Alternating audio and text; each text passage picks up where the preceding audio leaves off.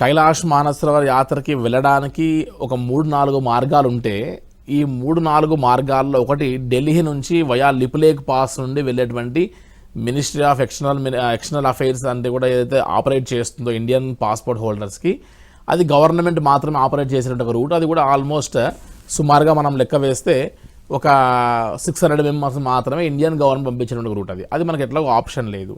So second ఏంటంటే చాలామంది via road వెళ్దాం అనుకుంటారు.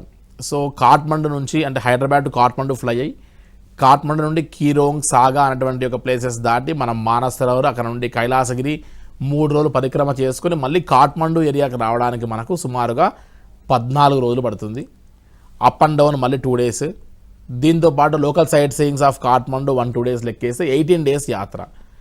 ఈ రోడ్ రూట్లో వెళ్తే మనం ఆల్మోస్ట్ 2000 కిలోమీటర్లు మనం బై రోడ్ ట్రావెల్ చేస్తాం అప్ అండ్ డౌన్. మన యొక్క ఎఫిషియన్సీ అంతా ఇక్కడ రోడ్ రూట్లోనే అయిపోతే మళ్ళీ మనం కైలాసగిరి పరిక్రమ ఏదైతే ఉందో అది లైఫ్ టైం అచీవ్మెంట్, అది లైఫ్ టైం డ్రీమ్. అక్కడికి వెళ్ళి మన ఓపిక లేక అయ్యో నేను పరిక్రమ చేయలేకపోతున్నా నేను సఫర్ అయ్యే వాళ్ళని చాలామంది నేను చూసాము.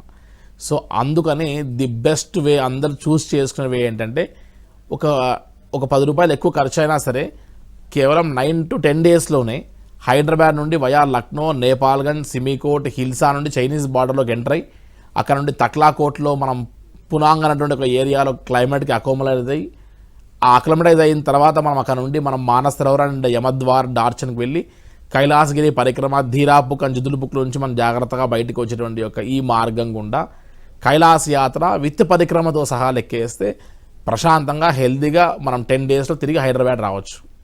సో షార్ట్ అండ్ స్వీట్గా మ్యాక్సిమం రోజుకి 1 to 2 hours మాత్రమే డ్రైవింగ్ ఉంటుంది. ఎక్కడ కూడా అలసిపోవాల్సిన అవసరం లేదు. ఈ హెలికాప్టర్ రూట్లో వెళ్తే మనం 2 కాళ్ళు లేని వాళ్ళని కూడా మనం కైలాస యాత్ర చేయించవచ్చమ్మ. ఈ ఈ ఓల్డ్ బ్యాచెస్ వాళ్ళు చాలామంది 2 కాళ్ళు హ్యాండిక్యాప్డ్గా ఉన్నటువంటి వారు కూడా కైలాస యాత్ర చేశారు, యమద్వార్ వరకు వెళ్ళారు.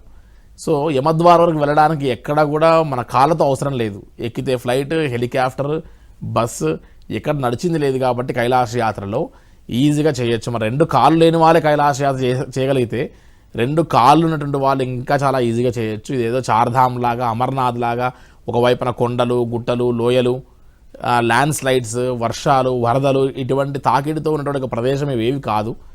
ఓన్లీ థింగ్ ఏంటంటే హై ఆల్టిట్యూడ్కి వెళ్తున్నాం కాబట్టి లెస్ ఆక్సిజన్ లెవెల్స్ ఉంటాయి కాబట్టి కాస్త ఆస్తమా, బ్రీతింగ్ ప్రాబ్లం ఉన్నవారు కొద్దిగా ఇటువంటి వారు మాత్రమే కాస్త జాగ్రత్త పడి వెళ్ళవలసిన అవసరం ఉంటుందమ్మా.